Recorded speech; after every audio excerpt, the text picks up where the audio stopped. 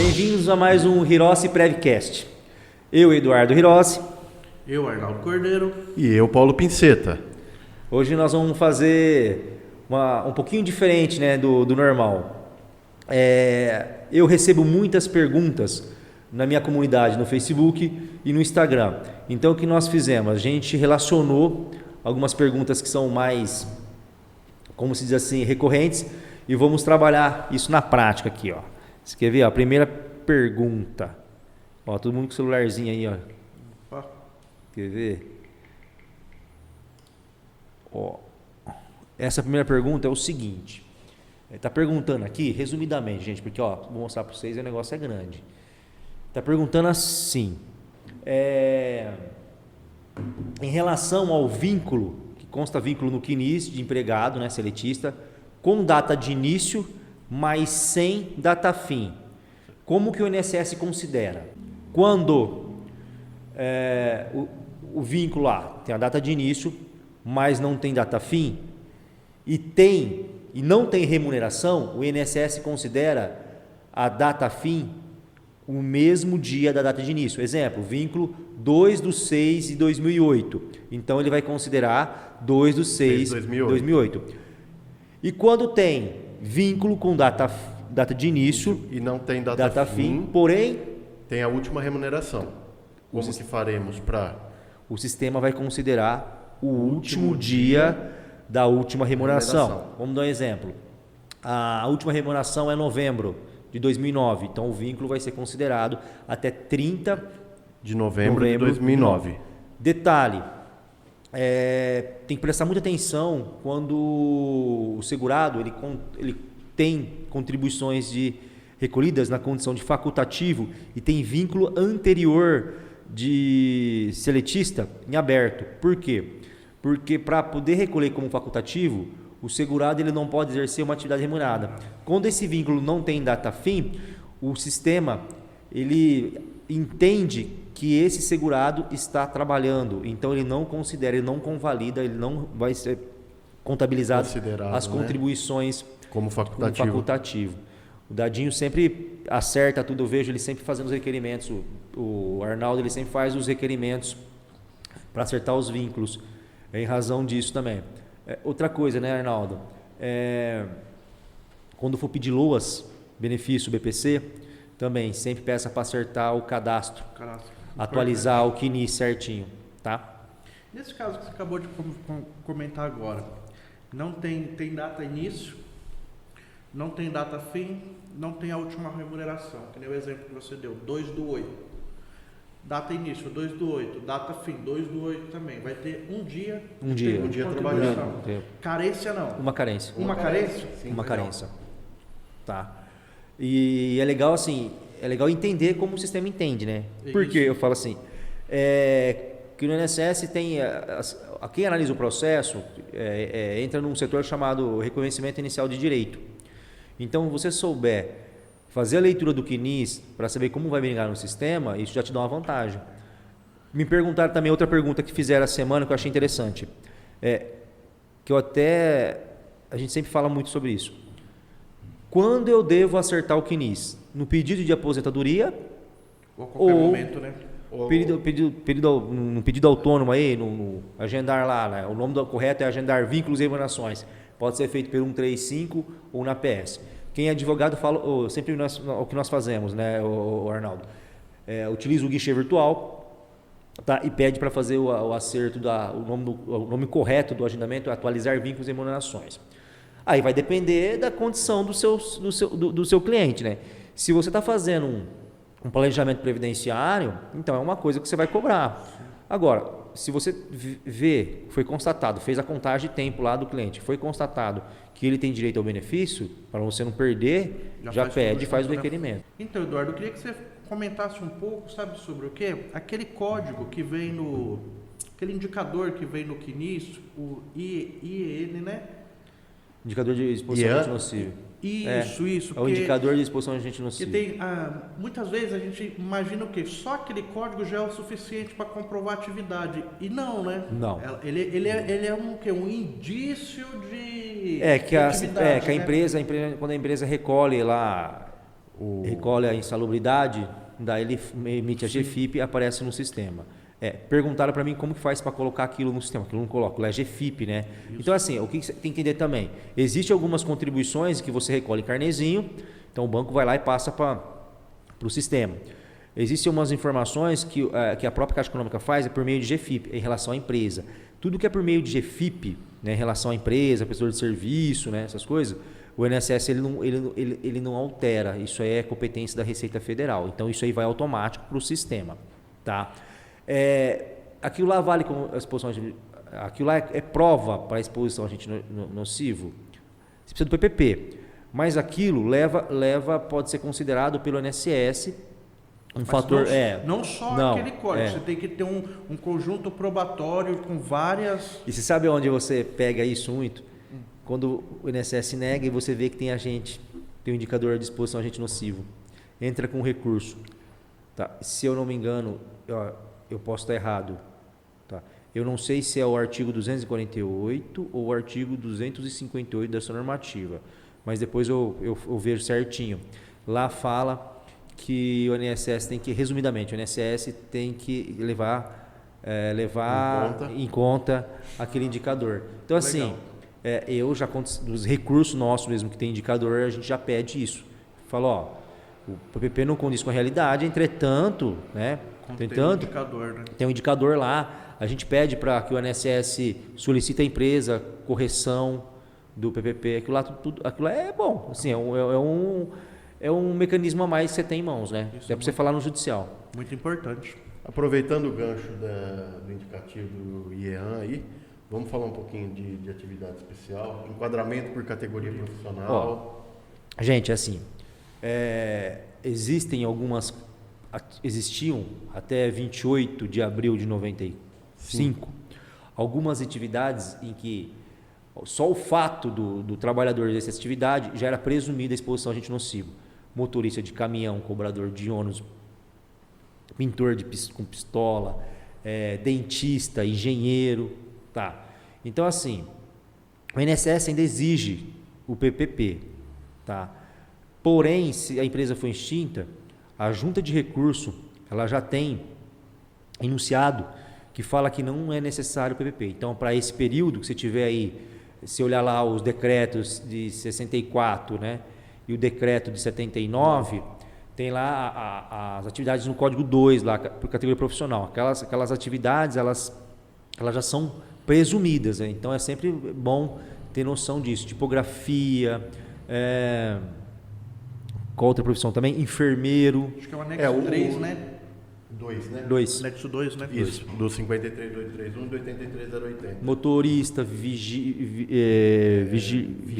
né? Tem bastante categorias lá, principalmente motorista, dentista, médico também tem. E detalhe, era possível o enquadramento do contribuinte individual até essa data, tá? Mas aí o contribuinte individual ele não tem PPP. Como que você comprova isso? Você comprova ano a ano. Exemplo, dentista, apresentar ficha de paciente, médico também, ficha de paciente. Motorista, os fretes, né? Comprovação de fretes, declaração de imposto de renda, tudo isso. É legal assim, você saber, quanto mais conhecimento técnico administrativo você tem, maior vai ser o sucesso na via judicial. Porque isso também, tipo assim, você pensar que se você ganha isso no administrativo, você não vai precisar discutir isso no judicial, né? Desculpa, pode. Não, você entendendo da matéria, conhecendo a matéria e sabendo a instrução normativa, né?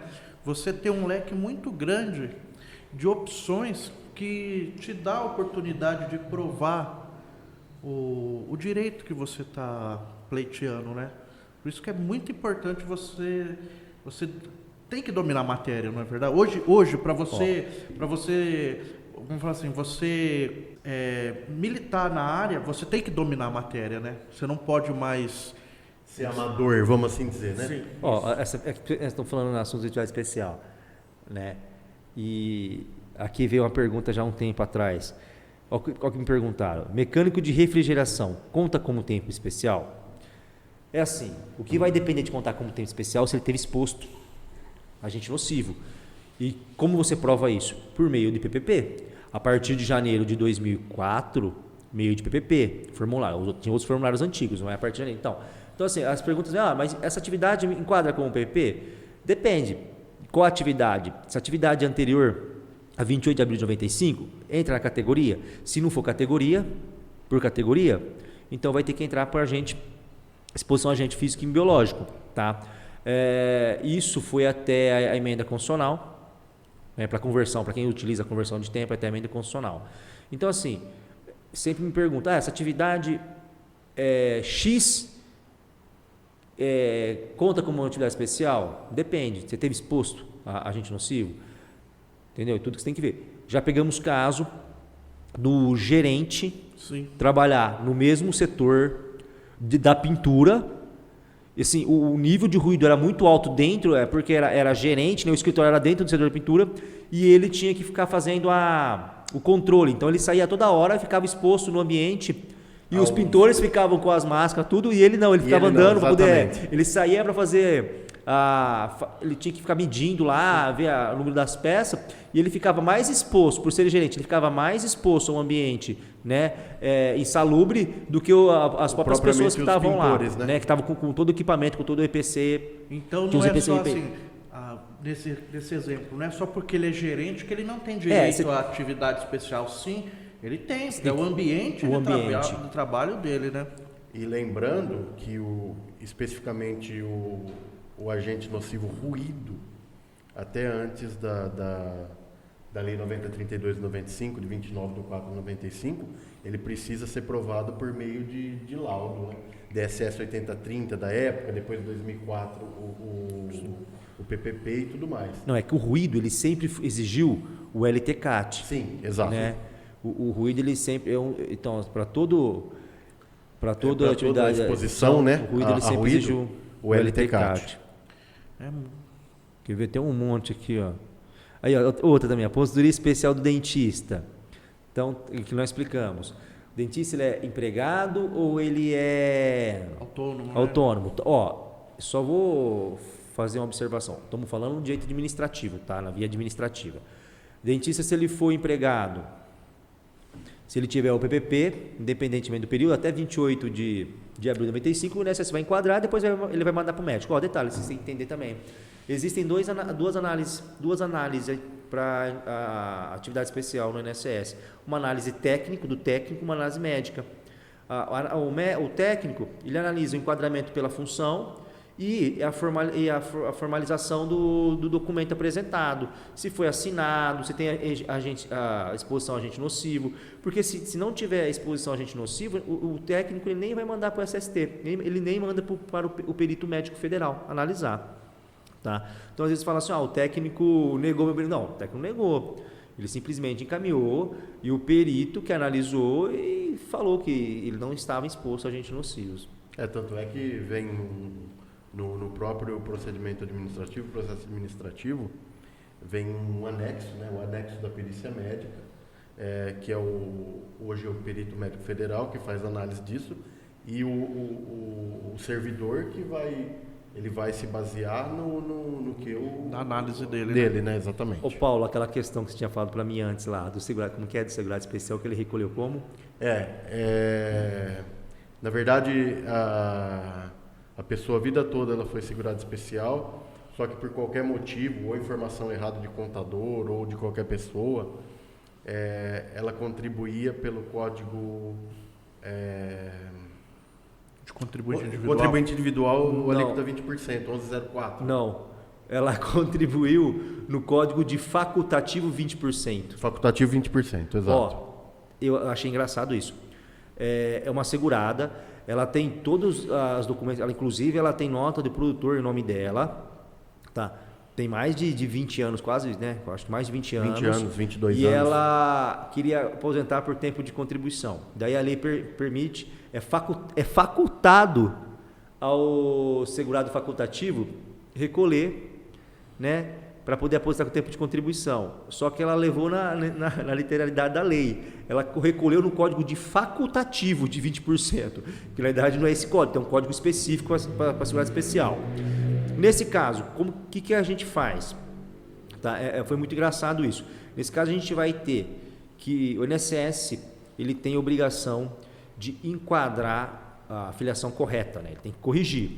Então, nós fizemos a autodeclaração, apresentamos toda a documentação da autodeclaração e informamos para ele que ela recolheu como facultativo mesmo, mas a ideia era recolher como segurado especial. E o que o INSS fez? Ele realmente, com toda a documentação probatória, ele reconheceu que ela era segurado especial e fez a alteração do código para o código específico. Então, assim, quando quando eles falam que o segurado especial ele pode recolher no código de facultativo, ele pode recolher facultativamente, não é no código de facultativo, tem um código para eles de recolhimento. Tem umas perguntas muito interessantes. E eu vejo, gente, que é assim, tem bastante questão bem pertinente, assim. A gente tem muitas perguntas aqui, a maioria delas de advogados, mas como os canais são praticamente abertos, né? Instagram, o Facebook, então a gente acaba recebendo todos os tipos de perguntas, né? A gente tem uma aqui que é até simpática a pergunta, mas vamos dar uma resumidinha. No caso, a viúva pensionista se casa novamente. Ela pergunta se ela tem direito de continuar recebendo a pensão, se casando novamente, contraindo um novo matrimônio ou uma união estável, no caso. Isso é engraçado. Pode casar, não perde o benefício. Mas ela recebe uma pensão, né, de um cônjuge que faleceu, né? Ela está casada, casou de novo. Se esse agora vier a falecer, como que fica? Ela não pode acumular duas pensões do mesmo regime. Não é do mesmo do cônjuge. Ela pode acumular o mesmo regime, a pensão do filho, do marido. Nesse caso, ela pode optar pelo melhor. Pelo melhor vantajoso, né? E aí inclusive a pergunta que eu fiz aqui está aqui, código de facultativo, código de segurança especial 20%, 1503. Não, e é um monte de questões. Eu fui. E é legal que eles perguntam aqui, que essa aqui é interessante, Período de auxílio doença conta para carência? Depende. Se for auxílio acidentário, vai contar de qualquer forma. Agora, se não for acidentário, se o período de atividade você ficou afastado pelo INSS nesse período, para que esse período seja contado como carência, tem que fazer algum recolhimento posterior, voltar ao trabalho, tá? Lembrando que, como facultativo, você não pode recolher na mesma competência que cessou o benefício. Então, exemplo, se o benefício foi até maio, você não pode recolher a competência de maio, você pode recolher a competência de junho. Principalmente para quem está fazendo aposentadoria, eu já falei acho que uma vez isso, vou até repetir de novo, que apareceu de novo essa semana. E é muito engraçado isso. Tem um simulador lá do meu INSS, né? A pessoa está recebendo um tempo, um benefício, ela vai lá e faz a simulação. E dá o tempo, ela fala que tem direito, tá? Se não voltar a recolher, aquele período não vai entrar na aposentadoria, se não for benefício acidentário, tá? Então, ele não vai contar. E outra coisa, o benefício, ele entra no cálculo da aposentadoria, no PBC, tá? Então, preste muita atenção. E ele não entra o valor que você recebia, ele vai entrar 100%, o salário-benefício. Tá bom? Esse é o tal período intercalado, né? Com benefício e contribuições. Essa aqui é o seguinte, a advogada ela ganhou um benefício, pelo que nós estamos entendendo aqui, tá? Esse benefício foi até em recurso especial, o INSS nem recorreu. E já faz mais de 60 dias que era para ser implantado o benefício. O INSS não implantou. Ela está perguntando o que ela pode fazer, tá? O que você pode fazer? Você pode pedir uma reclamação no próprio INSS. Você pede essa reclamação e que o INSS vai encaminhar para ser cumprido. Pode ser feito por quê? Pelo guichê virtual, né? Eu acho ou que direto na agência, porque eu acho que, se eu não me engano, acho que lá não tem essa opção lá no meu INSS. Porque, se eu não me engano, lá na portaria 116, né, que cuida do CRS lá, eles falam que pode ser feito junto ao INSS. Tenta fazer pelo 135 também. 3.5, né? Tenta fazer pelo 135. Eu vou falar para você, eu já peguei. Já pegou? Eu já peguei várias que eu trabalho no recurso. Mas eu nunca... inclusive eu vou até ver isso aí para nós também. Mas eu nunca fiz, tá? E tem bastante, viu? Tem, né? bastante. Imagino. Mais alguma colocação? Eu já estou satisfeito. Bem, chegamos ao fim de mais um Hirose Prevcast. Hoje foi diferente, foi bem legal, proveitoso e nós esperamos que vocês tenham gostado. Tem mais de, acho que, eu vou falar pra você, tem umas 50 questões, umas 50 perguntas aqui. Opa, é bom. E assim, como tem muita pergunta que foi tirada do próprio Instagram. Legal. Tá. Mas é um bom termômetro, né? Ô pessoal, quem está acompanhando o podcast, se possível, né, sugerir algum assunto para nós específico, caso concreto. A gente até traz caso concreto. Se precisar, Sim. a gente tem até um processo aqui para a gente analisar junto aqui. Tá bom? E a ideia é agregar valor aí. Então, se vocês tiverem dúvida de algum assunto, a gente trata aqui. Tá bom? Por hoje é só. Te aguardo no próximo. Tchau. Tchau.